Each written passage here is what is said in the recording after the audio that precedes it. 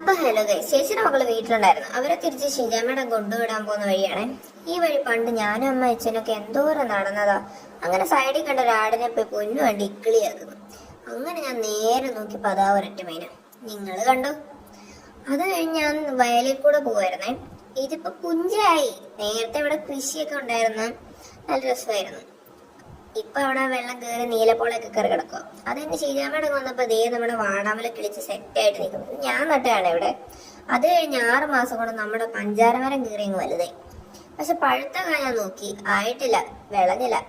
പണ്ട് സ്കൂളിൽ പഠിക്കുമ്പോ എന്തോരം പിച്ച് തിന്നിട്ടുള്ളതായത്, എന്താ ടേസ്റ്റ് ആണെന്നറിയോ.